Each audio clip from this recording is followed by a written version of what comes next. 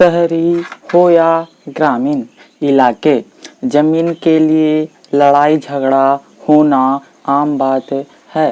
सरकार के लिए भूमि विवाद के मामले सिर दर्द बने हुए हैं।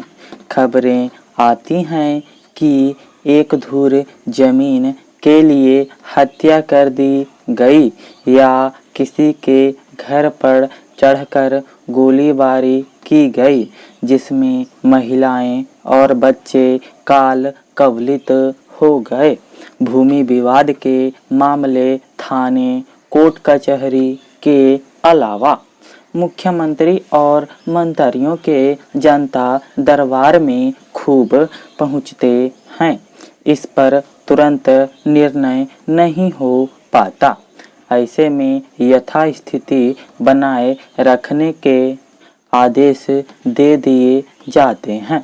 इससे विवाद फौरी तौर पर रुक जाता है, पर अंदर ही अंदर चिंगारी सुलगती रहती है, जिसकी परिणति नरसंहार तक के रूप में भी होती है। ज़्यादा दिन नहीं बीते जब नालंदा जिले में खेत जोतने के विवाद में पट्टेदारों के बीच बवाल में कई लोग गोलियों के शिकार हो गए थे।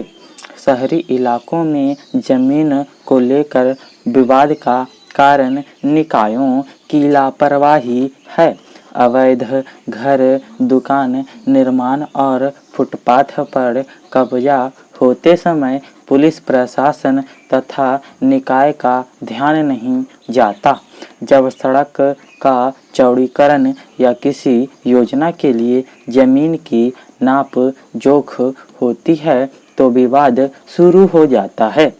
इसी तरह गांव गिराव में घर, गली, सड़क और खेत को लेकर वाद विवाद में सिर फुटबॉल, फायरिंग और लाठियां चल जाती हैं।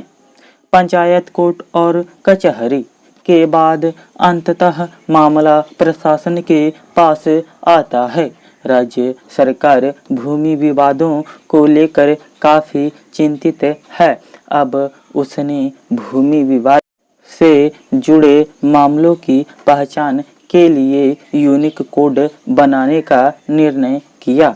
इसके लिए सॉफ्टवेयर बन रहा है। राजस्व एवं भूमि सुधार विभाग का दावा है कि यूनिक कोड बनाने के बाद ऐसे मामलों की पहचान में आसानी होगी। कंप्यूटर पर मामलों की प्रकृति के अनुसार यूनिक कोड दर्ज किए जाएंगे। कोड से पता चलेगा कि विवाद किस स्तर का है।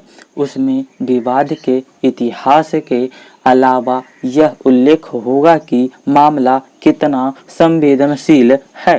सॉफ्टवेयर में यह ब्यौरा होगा कि मामले में समय समय पर क्या प्रगति हुई है। इसके आधार पर पूछताछ की शुरुआत अंचल और थाना से होगी। अंचलाधिकारी और थानेदार एसडीओ और डीएसपी को निपटारे के बारे में जानकारी देंगे। सरकार की यह कवायद समाज में शांति बहाली में भी मदद करेगी।